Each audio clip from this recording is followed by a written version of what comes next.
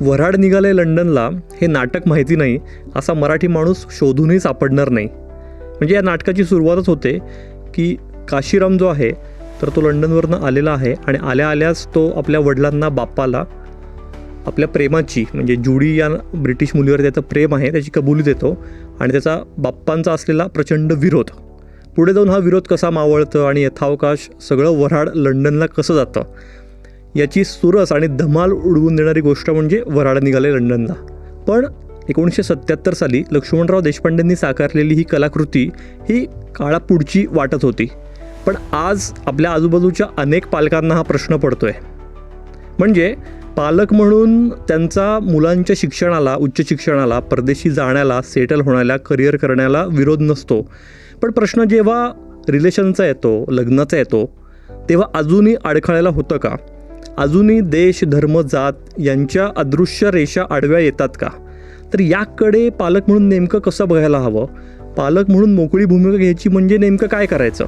म्हणजे एकीकडे आपल्या मुलांनी ग्लोबल सिटिझन व्हावं असं वाटतंय, पण पालक म्हणून मॅच्युअर्ड व्हायचं म्हणजे काय करायचं?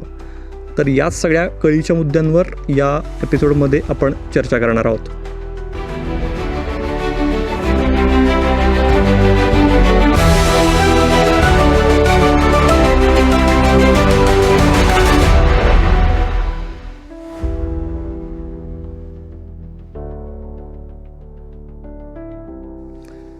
नमस्कार.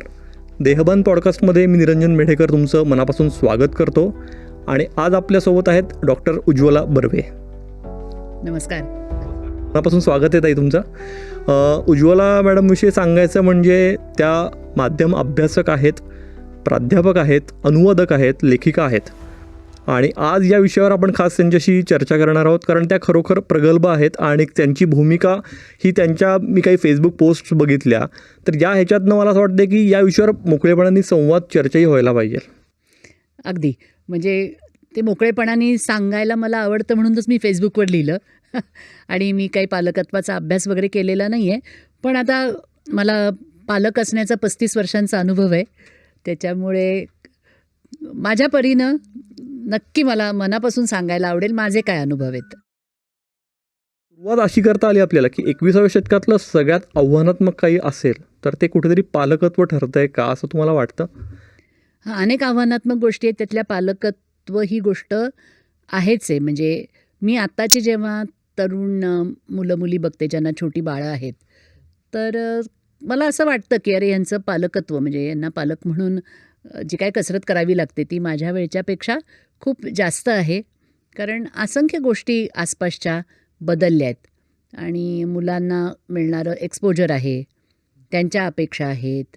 याच्यामुळे पालकत्व ही आयुष्यातल्या जटिल गोष्टींप्रमाणे एक गोष्ट आहेच आहे. बरोबर.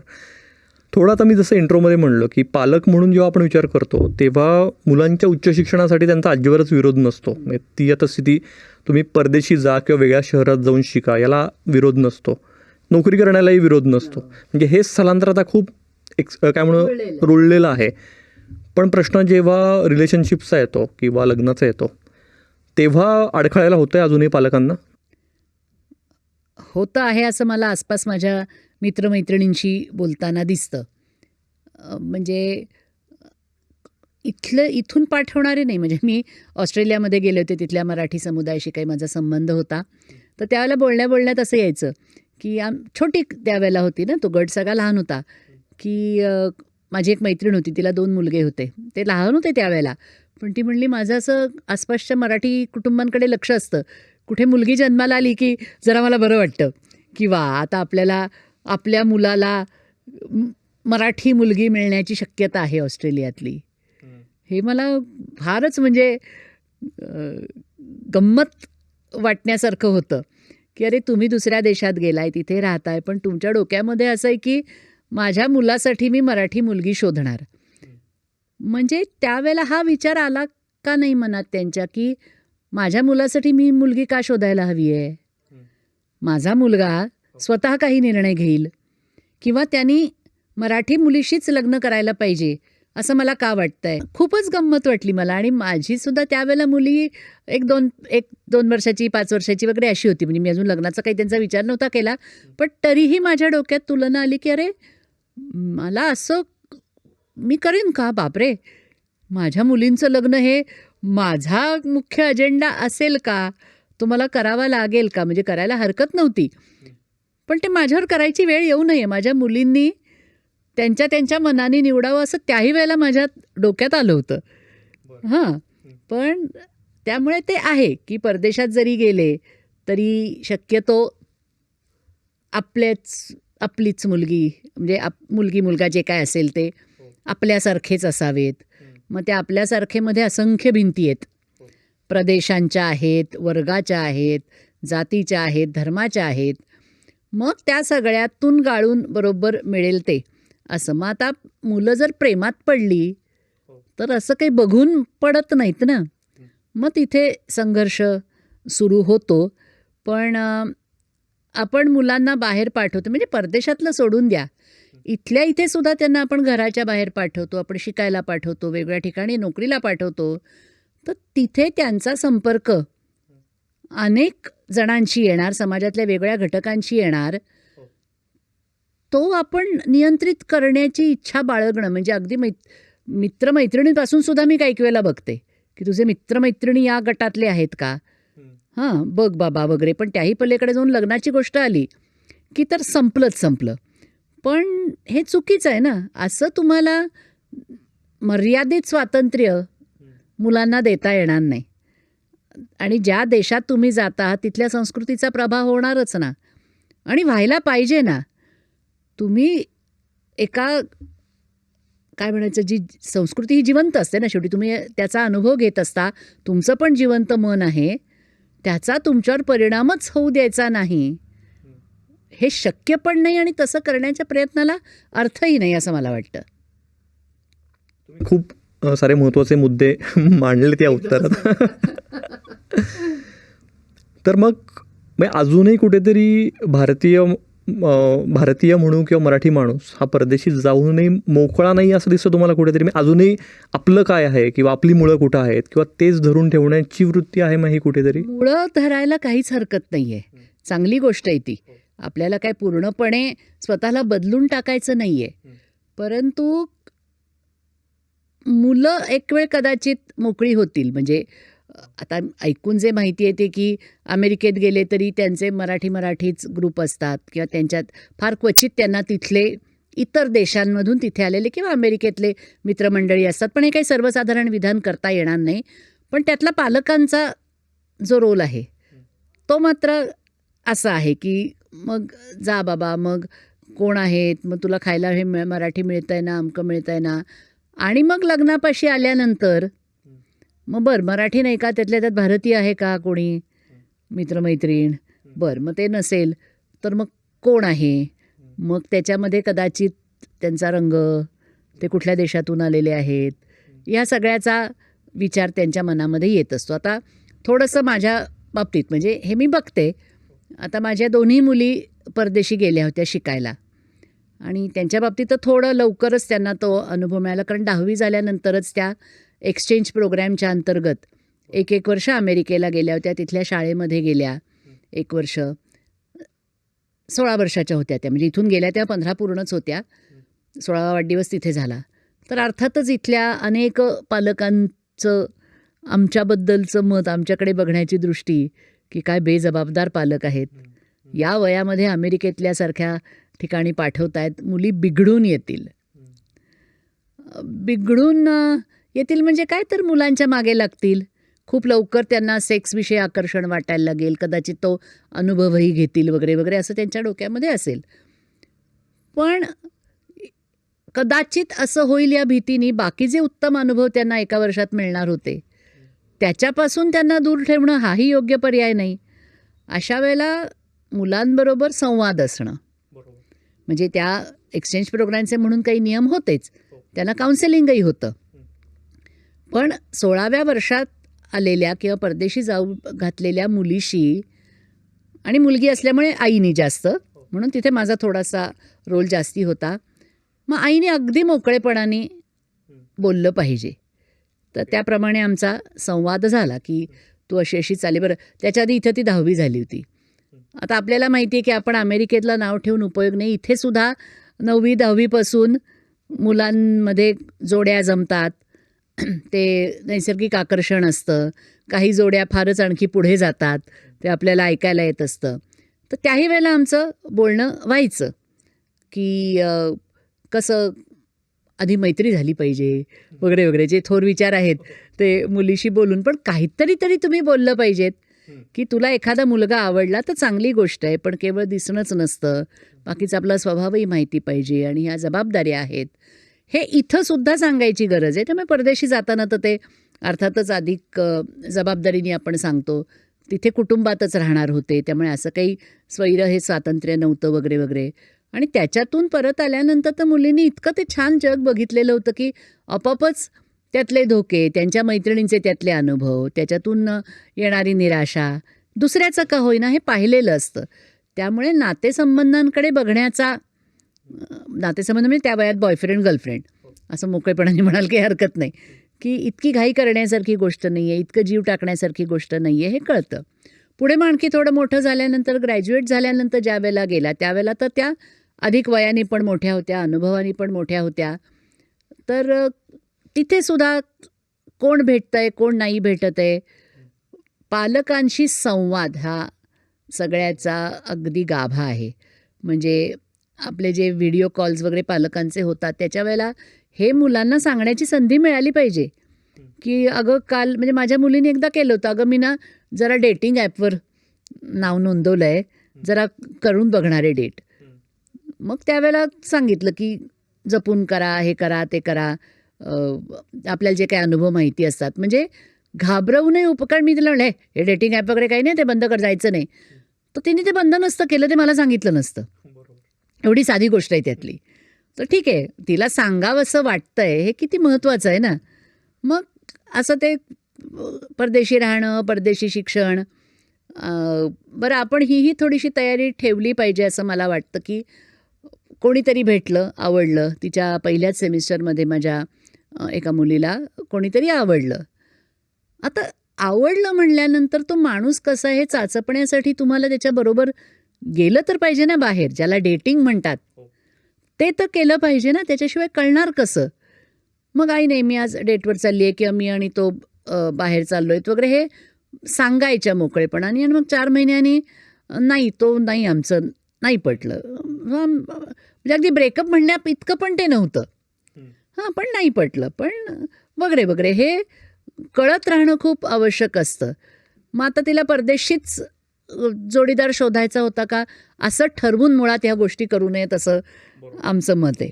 म्हणजे आम्ही हेही त्यांना सांगायचो की असं नका करू की परदेशी गेले म्हणून मी भारतीय समुदायात जाणारच नाही, कारण मला असंही करू नका. कुठलाही अभिनिवेश चुकीचा आहे किंवा भारतीय काहीच नको मला नाही, तुम्हाला ती व्यक्ती कशी वाटते हे खूप महत्त्वाचं आहे. आता माझ्या धाकट्या मुलीने अलीकडेच लग्न केलं. 8 वर्षापूर्वी त्या दोघांची भेट झाली. ती भेट झाल्या आम्हाला तिने सांगितलं की असा असा मुलगा भेटला आहे. आणि मग नंतरही सांगितलं की आम्ही या गावात भेटलो, आता आम्ही नेदरलँड्सचे, ते दोघेही नेदरलँड्समध्ये होते, काही कामानिमित्त इटलीला गेले होते की मग इटलीला जाण्यापूर्वी आम्ही 2 दिवस एका विशिष्ट गावामध्ये आम्ही दोघं चाललो आहेत हे सांगितलं होतं. मग आता लगेच कुठे चाललायत, कसे राहणार, काय करणार, इतके बावड प्रश्न विचारू नयेत. म्हणजे असं माझं मत आहे म्हणून मी विचारले नाहीत. 23-24 वर्षाची मुलगी आहे, जग बघितलेली मुलगी आहे, जग बघायलाही पाहिजे. मग पुन्हा एकदा अच्छा हो का बरं मग आम्हाला हॉटेलचं नाव देऊन ठेवा वगैरे वगैरे इतपत सावधानता बाळगावी एवढंच माझं की तू मला सांगतेस की आम्ही चाललो आहे. नाही तर आम्ही एका ठिकाणी, ती मुलची एका देशात गेली आहे, दुसऱ्या देशामध्ये काहीच माहिती नसणं आणि हे लपवणं कधी होतं, आपलं ऐकून घेतलं जाणार नाही आहे आणि 17 प्रश्न विचारले जाणार आहेत अशी भीती असते मुलांना, तेव्हा ते नाही करत. मग तोच जो मुलगा होता, मग पुढे ते भेटत राहिले, त्यांचं चांगलं जमलं, मग त्यांनी एकत्र राहायचं ठरवलं. तोही निर्णय त्यांनी आम्हाला सांगितला की आमचं चांगलं जमलं आहे, तर मग आता आम्ही एकत्र राहू इच्छितो. हा म्हणजे आमच्या आयुष्यातला तर पहिलाच. मी ते एकच मिनिट तुम्हाला इंटरप्ट करतो. हे जे एकत्र राहणं आहे, लिव्ह इन ज्याला म्हणतात, याच्याविषयी पण अनेक समज गैरसमज, करावं करू नये असे खूप सारी चर्चा असते आपल्या इकडच्या समाजात. तिकडे त्या बाबतीत खूप मोकळेपणा आहे परदेशात. खूपच मोकळेपणा आहे. पण तुम्हाला जेव्हा पहिल्यांदा हे त्यांनी सांगितलं, हा त्यांचा निर्णय म्हणूया आपण, तेव्हा तुम्हाला काय पहिली प्रतिक्रिया होती? अपेक्षित होतं? नेमकं कसं बघितलं? आम्हाला जोवर आम्ही तोवर जे ऐकत होतो की हे दोघं किती किती वेळा भेटतायत, कसं कसं त्यांचं नातं फुलत चाललेलं आहे, काय काय ते आम्हाला सांगते, त्याच्यावरनं आता हा पुढचा टप्पा असणार असं आम्ही गृहीत धरलं होतं त्यांच्या बाजूनी. माझ्या बाजूनी विचार करताना मला खरंच असं वाटतं, इतकं आता आयुष्य बघितल्यानंतर, आसपासचं बघितल्यानंतर, की लग्न करून एकत्र राहणं हा खूप मोठा निर्णय आहे. आणि जर तुम्ही प्रेम एकमेकांवर केलं असेल तर लग्नाचा टप्पा यायच्या आधी तुम्ही एकत्र राहून बघण्यात काहीही गैर नाही आहे, असं माझं अगदी ठाम मत आहे. की लग्न करून एकत्र राहणं, लग्न करून नाही एकत्र राहणं, लग्न करणं हा खूपच पुढचा मुद्दा झाला. 2 व्यक्तींनी एकत्र राहणं याच्यामध्ये इतक्या वेगवेगळ्या गोष्टी येतात त्याच्यामध्ये, की तुमच्या छोट्या छोट्या सवयींपासून, तुम्ही कपड्यांची घडी घालता का नाही इथपासून ते तुम्हाला स्वयंपाक येतो की नाही, तुम्ही घरात कसे वागता, काय करता 24 तासांमध्ये, हे प्रत्यक्ष राहिल्याशिवाय नाही कळत. त्यामुळे हरकत तर त्याला नव्हतीच. आणि दुसरा मुद्दा असा होता, हरकत घेणारे आपण कोण? तर मला असं म्हणजे अशी माझी खूप ठाम धारणा आहे. 25 मी माझ्यापुरतं 25 हे वय धरते. एखादी व्यक्ती 25 वर्षाची झाल्यानंतर ती पूर्णपणे स्वतंत्र आहे आणि पूर्णपणे तिने स्वतःची जबाबदारी घ्यायला पाहिजे. मग आपलंच मूल असलं तरी ते 25 वर्षानंतर ती एक स्वतंत्र व्यक्ती आहे, पण आपल्या दोघांचंही एकमेकांवर खूप प्रेम आहे आणि एकमेकांच्या आडीनडीला, आनंदाला आपण आहोत, या भावनेनं त्या व्यक्तीला तिचं आयुष्य जगू द्यावं. या बाबतीत मी खूप ठामच आहे. म्हणजे की अरे आपणच जन्म दिलेली फुलवलेली व्यक्ती आहे, आपण किती अविश्वास दाखवायचा, आपण किती अडकवून ठेवायचं. त्यामुळे त्या वयाला, म्हणजे म्हणून म्हणलं की सुदैवाने असं झालं की हरकत घेणारी मी कोण हेही कळलं, पण ही गोष्ट चांगली आहे असंही वाटत होतं की जरूर एकत्र राहून बघावं, कळेल. बऱ्याचदा होतं काय की पालकांना असा प्रश्न भेडसावत असतो की तिचा किंवा त्याचा निर्णय चुकला तर काय, आणि आपल्या दृष्टीने मुलं हे कधीच मोठं नसतं, त्यामुळे ती अजून लहान आहे, तो अजून लहान आहे. तर हे जे काही द्वंद्व सुरू असतं म्हणत, ते कसं ओव्हरकम तुम्ही केलं? नाही, निर्णय चुकणं ना, म्हणजे निर्णय चुकला हे कळायलाच तो वेळ लागतो ना, एकत्र राहून बघणं. आणि निर्णयाचं कसं असतं, म्हणजे आता इतकी वर्ष लग्नाला झाल्यानंतर सगळ्यांचाच अनुभव असतो की माणसंही बदलत जातात त्या नात्यामध्ये सुद्धा. त्यामुळे 10 वर्ष खूप छान होतं, 11व्या वर्षानंतर बिघडायला लागलं, ती परिस्थिती पण आहे. म्हणजे परिस्थिती पण बदलते, नातं विश्वासार्ह आहे की नाही. त्याच्यामुळे जर मुलांनी स्वतःचा जोडीदार निवडलेला असेल तर लग्नापूर्वी त्यांनी, कारण त्यांना ते अरेंज मॅरेजमध्ये हे शक्य नाही आहे. अरेंज मॅरेजमध्ये असं सांगणं की आता म्हणजे परस्पर एकत्र भेटायला लागलेत कॅफे कॉफी डेमध्ये, हेच पुष्कळ आहे. त्याच्या पलीकडे सांगणं शक्य नाही. पण आता मुलांना जर स्वतःचा जोडीदार निवडलेला आहे तर त्यांनी जरूर हे राहून बघावं एकत्र, अशी माझी पक्की धारणा असल्याने मला मुलीच्या बाबतीत काही धक्का काही प्रश्न, उलट तिने जर लगेच लग्न करायचं म्हणली असती तर कदाचित मी म्हणलं असतं की बाई एकदम एवढी मोठी उडी मारू नका, राहून बघा. आणि बरं, समाजाचं काय हा एक प्रश्न असतो, लोकांचं काय, लोक काय म्हणतील सांगायचं. परदेशात ते आहे तिथे प्रश्न नाही आहे, पण माझी मोठी मुलगी सुद्धा मुंबईमध्ये राहते, पण तीही लिव्ह इन रिलेशनशिपमध्ये आहे. आणि हे आम्ही मोकळेपणाने लोकांना सांगत असल्याने मुलींच्या मनावर कुठलंच दडपण नाही आहे. त्या दोघींचेही जे कोण लिव्ह इन जोडीदार आहेत ते आमच्या घरी आलेले आहेत, आम्ही एकत्र कुटुंब म्हणून राहतो म्हणजे समजतो एकमेकांना की आपण कुटुंबाचे, हेही आपल्या कुटुंबाचे एक सदस्य आहेत. त्याला लग्नाचा शिक्का बसणं नाही आहे, म्हणजे बसलेला नाही आहे. बसेल आता मग धाकट्या मुलीने 8 वर्ष लिव्ह-इनमध्ये राहिल्यानंतर ठरवलं की आम्ही लग्न करतोय. मग करा. बरोबर. ते लग्न करण्याचाही निर्णय त्यांचा, लग्न कसं करायचं हाही निर्णय त्यांचा. आम्ही आपल्या त्या आनंदात सहभागी झालो.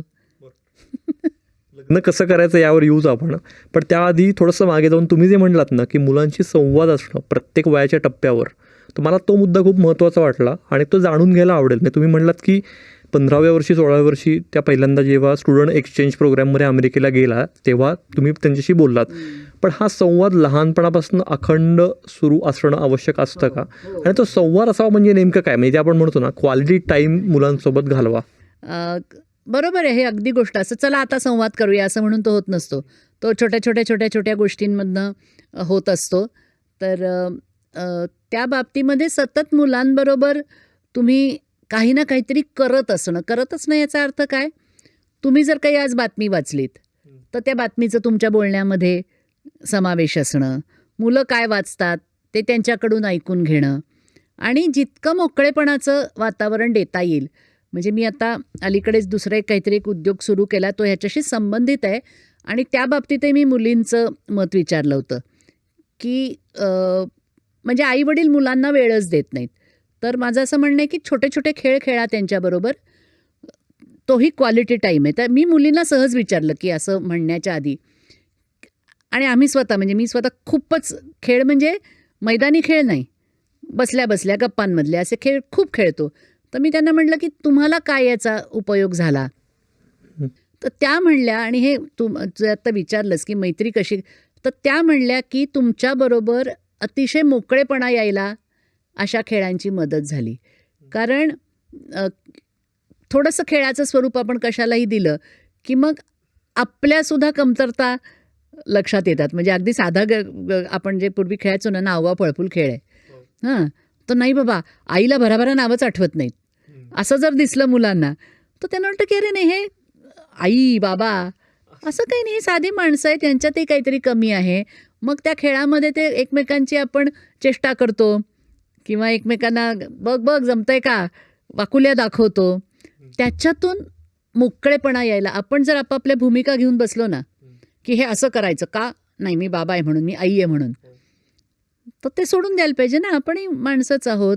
म्हणजे मजेपरी मजा, पण संवाद ह्याच्यातून होतो की तुम्ही मोकळे व्हायला पाहिजेत सगळ्या अर्थाने, तर खुला संवाद होतो. तुम्ही असे घट्ट बांधून बसलायत आणि सांग मला आता तुझ्या मनात काय चाललंय असं होत नाही. पण तुम्ही जे एरवी काय बोलत असता त्याच्यामधून मुलांचा कल कळतो, काय त्यांना जाणवलंय, काय कळलंय वगैरे असं. तर तो हळूहळू संवाद वाढवायला पाहिजे. सतत छोट्या गोष्टींबरोबर गप्पा मारत म्हणा, काही खेळ जे काय असं, कसं काय करायचं हा प्रत्येकाचा प्रश्न आहे. पण ऐकून घेणं की त्यांना बोलायला लावणं, म्हणजे एकतर्फी उपदेश हा संवाद नाही का. त्याच्यामुळे किंवा तुम्हाला काय वाटतं किंवा आपले जे काय अनुभव आलेले असतात आपल्याला कामामध्ये वगैरे ते सांगणं, त्याच्यातून त्यांना समजून घ्यायला देणं. माझ्या एकामध्ये मैत्रिणींनी एका फेसबुकवर लिहिलं होतं की ते असे रोज गप्पा मारतात आणि मग ती मुलांना काहीतरी पॉझिटिव्ह ज्याच्यातून शिकायला मिळेल अशी काहीतरी दिवसभरातली गोष्ट सांगते. तर तो 8 वर्षाचा मुलगाच तिला सांगतो की आई मला असं दिसतंय तुझ्यावर खूप प्रेशर आहे काहीतरी आम्हाला पॉझिटिव्ह सांगण्याचं. अजिबात प्रेशर घेऊ नको. तुझ्या ह्याच्यात काहीतरी विचित्र झालं असेल आणि तू चिडली असलीस तरी आम्हाला सांग ना गप्पा मारताना की आज ना माझं डोकं सटकलंच, हेही सांग. कारण नाहीतर तुला असं वाटतं की मग मुलांवर काय त्याचा परिणाम होईल.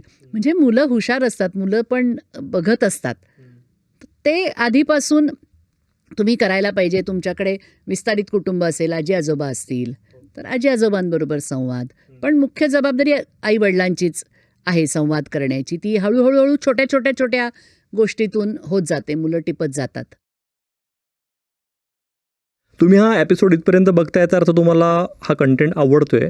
तर जर तुम्हाला खरंच देहभानमध्ये जे आपण विषय घेतो वेगवेगळे ते जर कनेक्ट होत असतील, त्यातनं काही व्हॅल्यू ॲडिशन होते असं वाटत असेल, तर तुम्ही देहभानला आम्हाला सपोर्ट करण्याचा नक्की विचार करू शकता.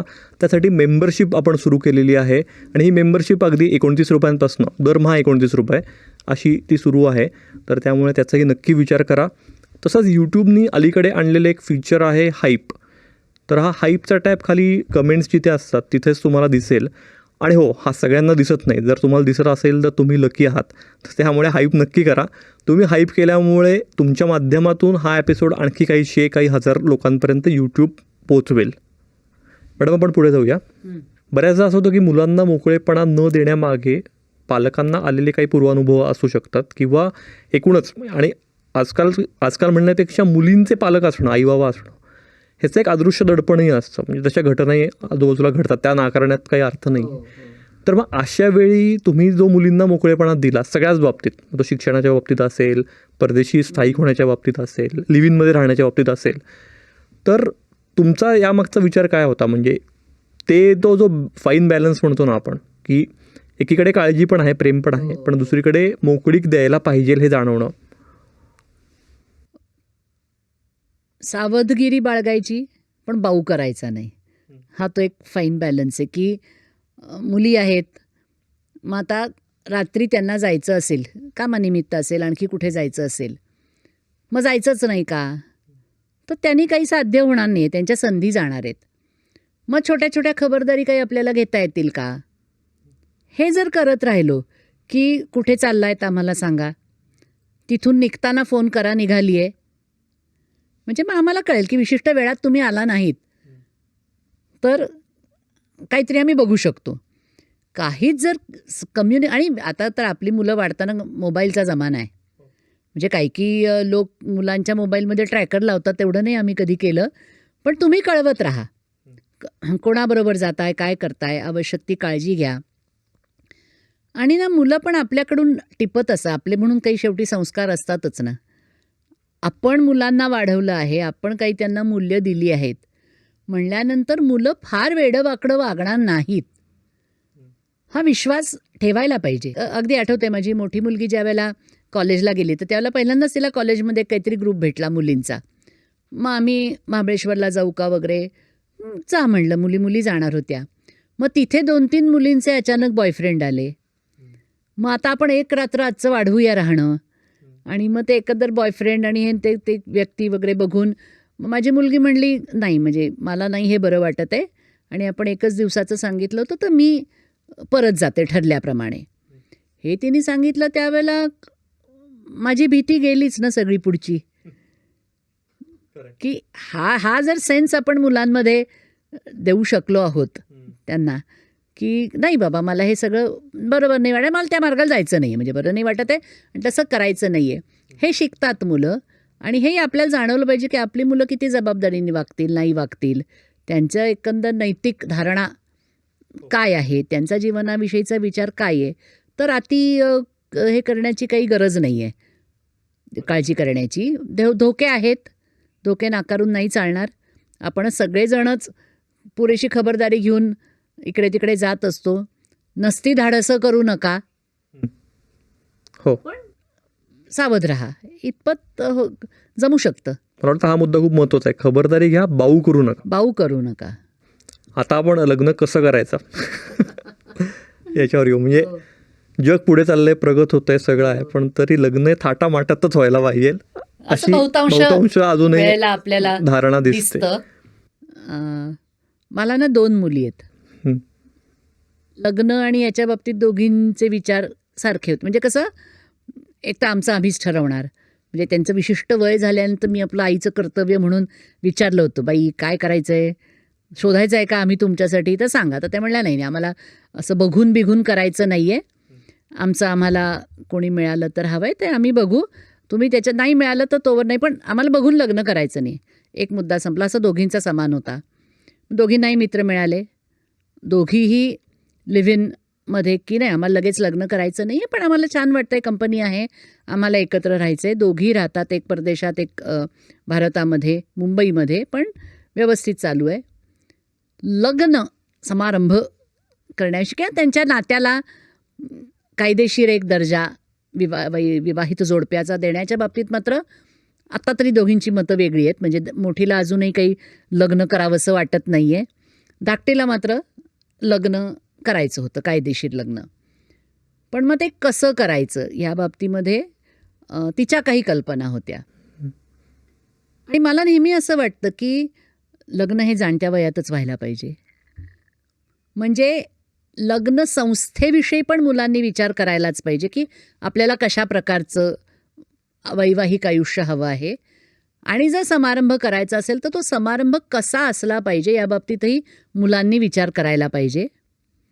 थोडंसं आणखी पुढे जाऊन म्हणेन त्या समारंभाचा खर्चही मुलांनी करायला पाहिजे. कारण संसार थाटता आहेत तर त्यासाठी त्याचा आर्थिक पाठबळ त्यांच्याकडे पाहिजे. पण आता ज्याचा त्याचा प्रश्न आहे. आईवडील म्हणत असतील की आम्ही देऊ, पण मुलांनी आपापल्या पायांवर उभं राहिल्यानंतर मग त्यांना हवं तसं लग्न करावं. हा एक ठाम मत आहे. म्हणजे 40 वर्षापूर्वी माझ्या लग्नाच्या बाबतीतही मी हा आग्रह धरला होता आणि माझे आईवडील पण तितके मोकळे होते. म्हणजे मी असं म्हणलं होतं की आम्ही लग्न करतोय, मी आणि माझा तेव्हा होणारा नवरा, तर आम्हाला लोकांना आम्हाला बोलवायला आवडेल. म्हणजे म्हणून आमची पत्रिका अशी होती की उज्ज्वला आणि सुनील तुम्हाला बोलवत आहेत. बर, म्हणजे यांची कन्या नाही, किंवा आमच्या कन्येच्या विवाहासाठी तुम्ही. म्हटलं नाही, म्हणजे आता त्यावेळेचं वय असेल काही नाही, पण आम्ही बोलावतोय ना, आमचं लग्न आहे, आम्ही बोलावलं पाहिजे असं काहीतरी डोक्यात होतं. तर ते त्या काळाला बहुतेक थोडं वेगळं होतं. पण माझ्या आईवडिलांनी मान्य केलं की ठीक आहे तुला हवं आहे ना. मग त्यांनी कॉम्प्रोमाइज झालं. त्यांनी काहीतरी पत्रिकेत खाली लिहिलं, वरील विनंतीस मान देऊन येण्याचे करावे, पण बोलावणं आम्ही केलं होतं. कारण मला असं वाटत होतं की हे महत्त्वाचं आहे. मग असं वाटत होतं की अरे मला खरंच धार्मिक समारंभाची आवड आहे का, म्हणजे त्यातले जे काही विधी असतील वगैरे त्यांच्याविषयी पूर्ण आदर बाळगून, पण मला स्वतःला आणि अर्थातच माझ्या नवऱ्याला, दोघांचं लग्न आहे. मग आम्ही बोललो त्याविषयी की आपल्याला दोघांना ते तसं करायचं आहे का, पण त्याचं काय, आपल्याला त्याचा काही विश्वास आहे का, त्याचं आपल्या दृष्टीने काही महत्त्व आहे का. मग ते नाही आहे असं कळल्यानंतर मग आम्ही रजिस्टर लग्नाचा आग्रह धरला आणि तेही दोन्हीकडच्या पालकांनी मोकळेपणाने मान्य केलं. आणि मग फार लोकांना बोलवायचं नाही वगैरे वगैरे. तरी असेल परत पूर्ण टाळता येत नाही. मग लग्नाला थोडेच बोलू, रिसेप्शनला खूप बोलू वगैरे वगैरे करून ते झालं.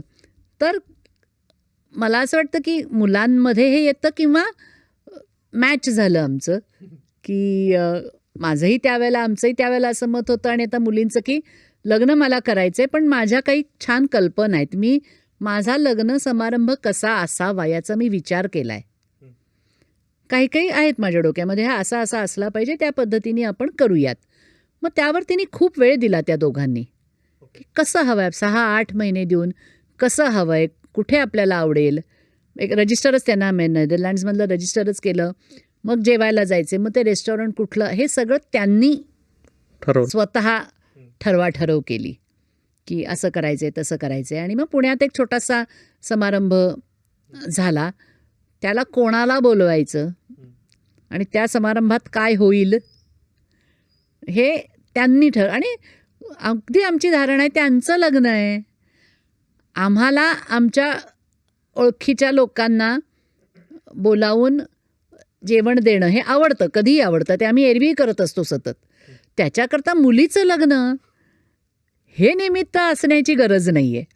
आम्ही म्हटलं ठीक आहे, तू म्हणशील तेवढीच निमंत्रितांची यादी, तुला जे हवे आहेत लोक. कारण तिचं म्हणणं होतं मला प्रत्येकाशी जाऊन बोलायला आवडेल, मला असं स्टेजवर उभं राहायचं नाही. आणि त्याच्यातून जावई परदेशी, त्यालाही अशी स्टेजवर तर 4-4 तास उभं राहणं आणि लोकांकडे बघून हसणं वगैरे, माहिती नाही, त्याच्यात गैर काही नाही आहे. पण तो परदेशी असो भारतीय असता आणि तरी त्याला आवडलं नसतं तरी काय माझी हरकत नव्हती. पण त्या पद्धतीनं लग्न करावं हे खूप महत्त्वाचं आहे. कारण अनेक तरुण लोक नाही आईवडिलांची हौस होती असं म्हणतात, किंवा घरातलं पहिलंच आहे, शेवटचं आहे. एकतर पहिलं असतं नाही तर शेवटचं असतं आता. पण त्या ह्याला खूप बळी पडतात. त्याचे दुष्परिणाम आपण असे बघतो की अनाठायी खर्च होतो, त्याच्यातून ताणतणाव निर्माण होतात. त्याच्यापेक्षा आपल्याला कसं आवडेल आणि आपल्याला कसं झेपतंय हे बघून लग्न करण्याचं स्वातंत्र्य आईवडिलांनी मुलांना द्यायलाच पाहिजे. आता मुलांनाच फार मोठं हवं असेल, फारच मुलांनाही वाटू शकतं हो ना. हो म्हणजे कधी कधी उलटं येऊ शकतं. आई बाबा म्हणतात अगं नाही साधंसं करूयात, मुलं म्हणतात नाही मला पूर्ण एकदम 4-5 दिवसांचं पाहिजे लग्न. तिथे मग आईवडिलांनी मुलांची इच्छा, मग तिथे प्रश्न येतो की इच्छा मुलांची आणि पैसे आईवडिलांचे कर्ज काढून हे मुलांनी करायचं का? खरंय. तुमची इच्छा आहे ना बडेजावात लग्न करण्याची, द्या ना तुमचेच पैसे स्वतः, असं मी म्हणलं असतं.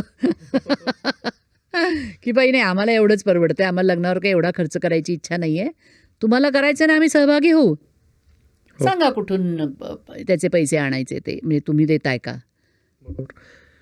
तुम्ही जे सांगताय या सगळ्यातनं एक असं मनात आलं की बऱ्याचदा असं होतं की टीनेजमध्येच मुलं गेली की एक अदृश्य युद्धभूमीच घरी सुरू होते आणि ते जे काही ताणतणाव असतात, वादविवाद असतात, आई बाबा आणि मुलं किंवा आई आणि मुलगा किंवा काही, तर त्या अगदी लग्नापर्यंत चालूच राहतात.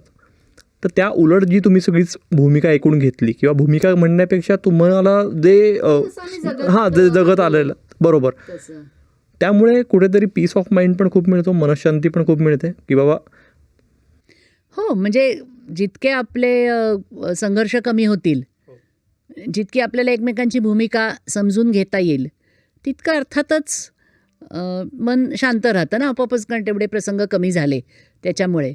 आणि फार अपेक्षा ठेवल्या की अपेक्षाभंग पण होतो.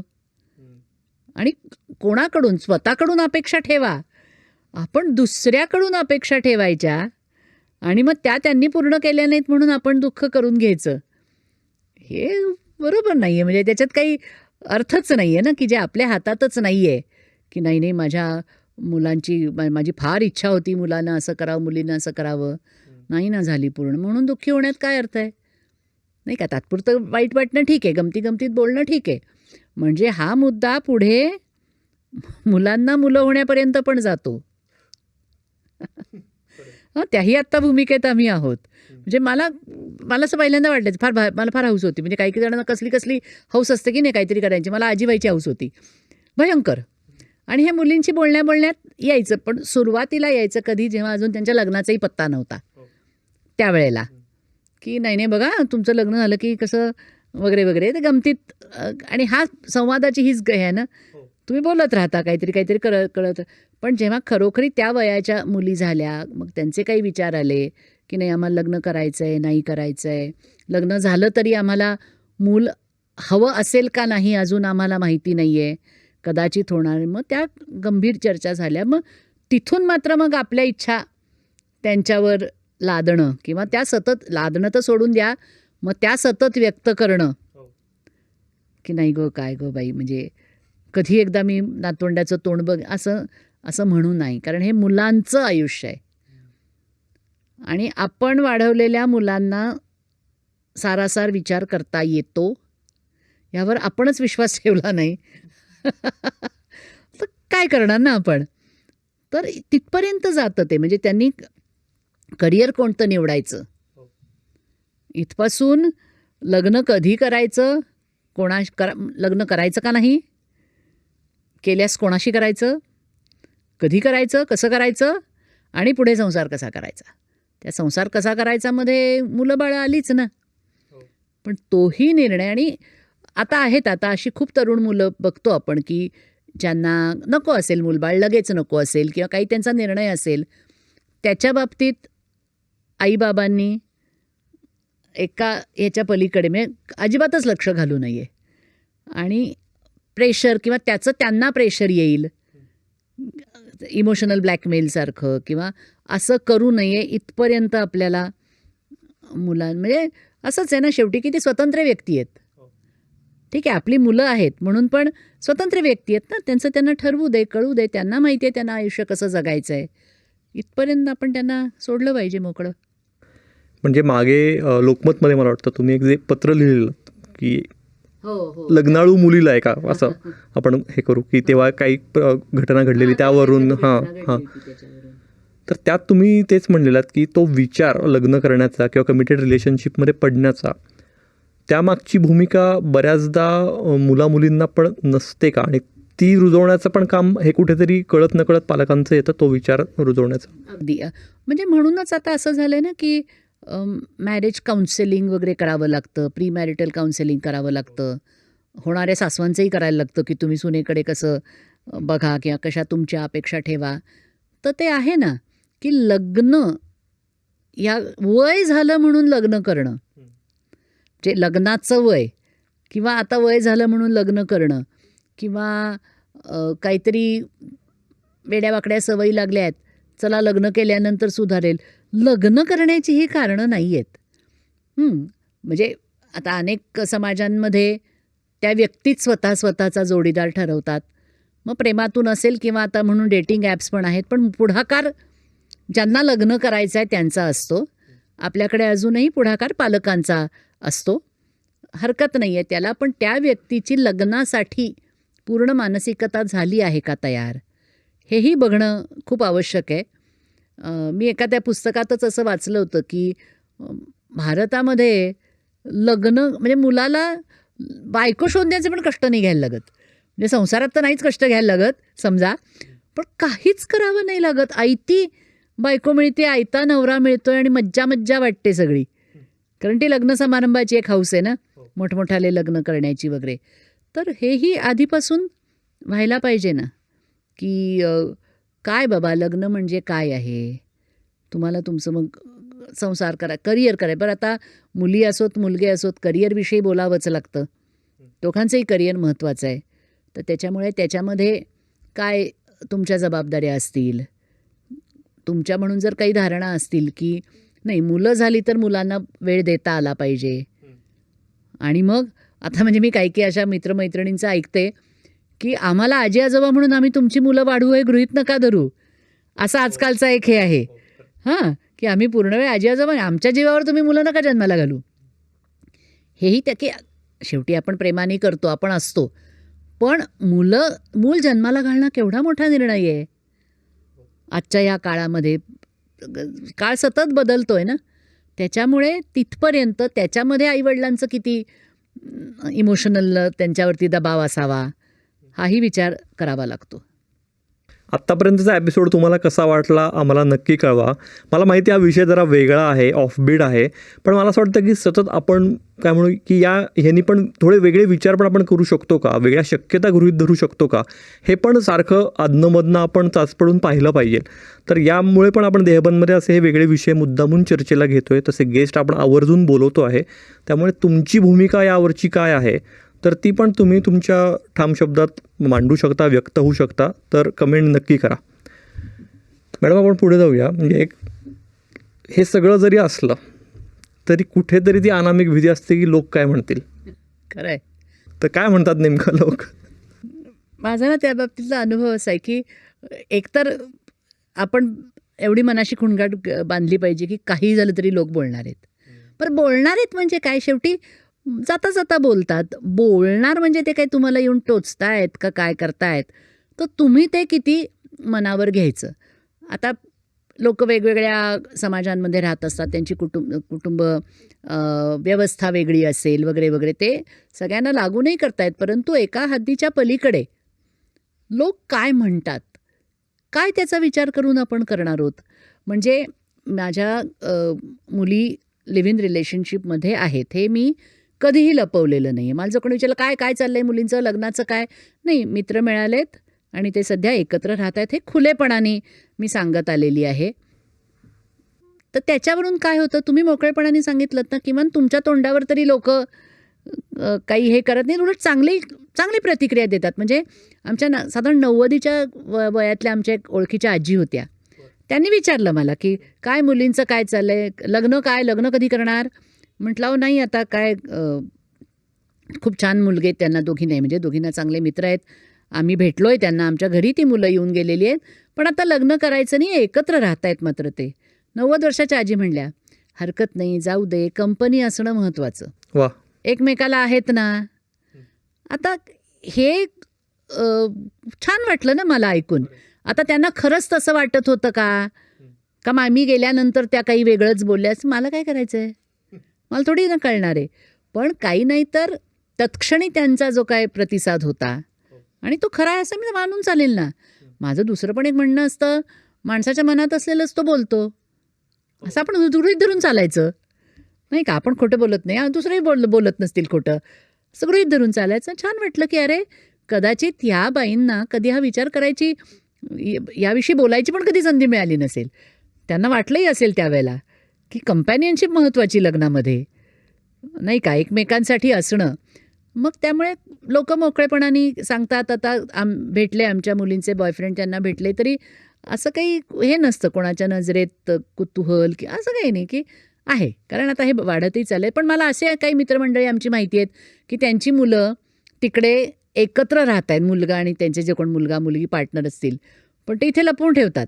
म्हणजे आम्हाला माहिती असतं, ते आजकाल सगळ्यांनाच कळत असतं, आपल्या तरुण पोरांना तर इतरांचं माहितीच असतं. नाही नाही नाही तसं काही नाही वगैरे असं सांगतात. त्याची गरज नाही आहे, कारण एकतर ह्याच्यात काही गुन्हेगारी कृत्य काही नाही आहे, फसवून काही नाही आहे. तर हळूहळू तुम्ही जितकं हे मोकळेपणाने स्वीकाराल तितकं मग मुलांनाही मोकळं वाटत जातं ना, की नाही हे आम्हाला स्वीकारलं आहे, आम्ही जे काय ज्या पद्धतीचं जीवन जगतो आहे ते स्वीकारलं आहे.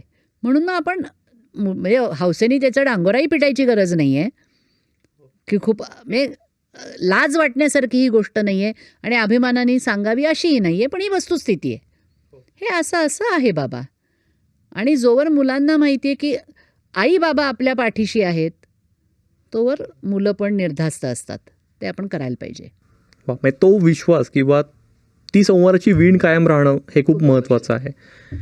एक जरा शेवटचा प्रश्न की आजची जी तरुणाई आहे समजा 35-40 की जे नव्याने पालक झालेत, त्या सगळ्यांना दादा काय सल्ला द्याल तुम्ही की त्यांना अजून सगळंच सुरुवात आहे. हो हो, पण वेळ द्यायला पाहिजे जास्तीत जास्त. मुलं आपलीच आहेत, आपल्या इच्छेमुळे ती आलेली आहेत. म्हणून म्हटलं की मुलांना हवं असेल तेव्हा मूल होऊ देणं. कुठल्याही पॉईंटला त्यांना असं वाटताना कामा नये की नाही नाही खरं म्हणजे नकोच होतं, पण मग खूपच प्रेशर आलं, नाही म्हणून प्रेशर टाकायचं नाही. मधल्यामध्ये ते नव्या बाळाचं नुकसान व्हायचं. पण जे कोण आहे प्रेमानेच करतात मला माहिती आहे, पण वेळ दिला पाहिजे. आता आपण सरसकट म्हणतो की मोबाईल देऊन टाकतो, ही खरी गोष्ट आहे. बाळ खात नसेल तर त्याच्या मागे फिरून फिरून त्याला भरवण्याला पर्याय नाही. जर आपणच सोपा पर्याय म्हणून त्याच्या हातात मोबाईल दिला की संपलेलं आहे.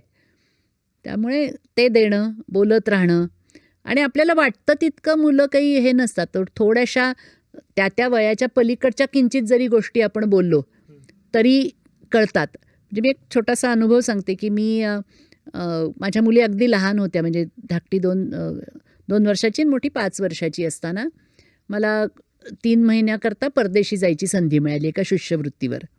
आणि हा तसा जुना काळ की बापरे एवढ्या 2 मुलींना सोडून जाणार.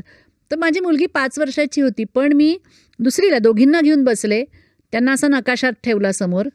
म्हटलं हे बघा आपण इथे राहतो, मी इकडे जाणार आहे आणि मग आपण एरवी बसनी जातो पण तिथे जाता येत नाही, मग विमानाने जायला लागेल, खूप पैसे लागतात, पण ना कोणीतरी पैसे देणारे मला जायला. तर मग जाते मी आणि काय 3 महिन्यातच आहे. बाबा आहेत, आजी आजोबा आहेत, मी काय काय शिकून येईन चांगलं.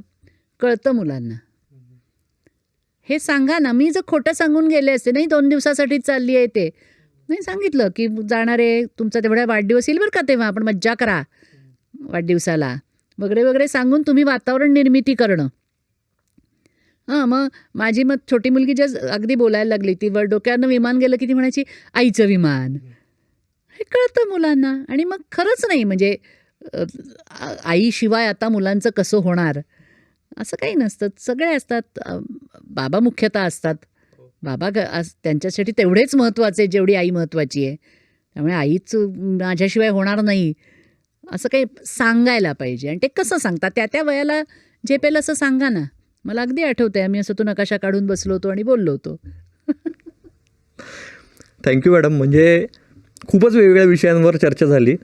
कदाचित ती खूप फोकस नाही झाली एका विषयावर. पण मला असं वाटतं की तुम्हाला बोलवण्याचं खास कारण तेच होतं की तुमची एकूणच ही सगळी जे काही जगणं आहे ते जाणून घेणं आणि त्याच्यावरचे विचार. आणि मला ना म्हणजे थोडीशी दिलगिरी पण व्यक्त करायची की मी काही याचा अभ्यास नाही केलेला, मी काही याच्या डॉक्टरेट वगैरे मिळवलेले नाही, हे केवळ माझे जगण्याचे अनुभव. पण आपल्याला बोलायला खूप आवडतं. आपण वेगळ्या, जसं म्हटलं तसं की फेसबुकवर पण मी हे मांडत असते मनातील तेव्हा, तर त्या निमित्तानं बोलायला बोलावलंस. आणि मला जे काय कळलेलं आहे हेच बरोबर आहे, असंच सगळ्यांनी करावं असा आपला आविर्भाव नाही. तो असू नये हे या चर्चेचं सार आहे. म्हणजे मलाच कळतं आणि मुलांना कळत नाही असंही म्हणायचं नाही आहे. त्यामुळे इतर पालकांना, इतर आजी आजोबांना, इतर प्रेक्षकांना नक्की कळत असणार चांगलं चांगलं. पण जितकं आपण बोलतो वेगवेगळं, जितकं ऐकतो तितके नवे विचार मिळत जातात. म्हणजे आपल्याला, मला सुद्धा हे काही काही विचार कुठून मिळाले असतील, मी जे काय वाचते, मी जे काही सिनेमे बघते त्याच्यातूनच मिळतात ना.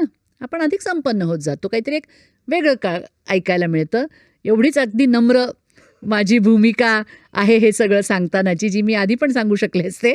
पण देहभान हा पॉडकास्टच असा आहे हो की जिथे विषयाची मोकळेपणाने कुठलाही आविर्भाव न आणता येस छान चर्चा करता येते. म्हणून मी खरं यायला इथे अगदी मनापासून तयार झाले. वा, नाही खरंच आपले सगळे प्रेक्षकही तेवढे सुज्ञ आहेत, तर त्याच्यामुळे तो काहीच प्रश्न नाही. उलट तुम्ही इतके मोकळेपणाने येऊन बोललात, तर याच्याबद्दल खरंच मनापासून थँक्स. तुम्हालाही सगळ्यांना हा एपिसोड कसा वाटला उज्ज्वला मॅडमसोबतचा आम्हाला नक्की कळवा. तसंच अशा आणखी कोणत्या वेगळ्या विषयांवर, हटके विषयांवर आम्ही आवर्जून बोललं पाहिजे, व्यक्त झालं पाहिजे, तेही आम्हाला नक्की सुचवा. भेटूया पुढच्या गुरुवारी अशाच आणखी एखाद्या महत्त्वाच्या इंटरेस्टिंग विषयावर आणि इंटरेस्टिंग गेस्टसोबत गप्पा मारायला. बघत राहा आणि ऐकतही राहा देहभान पॉडकास्ट.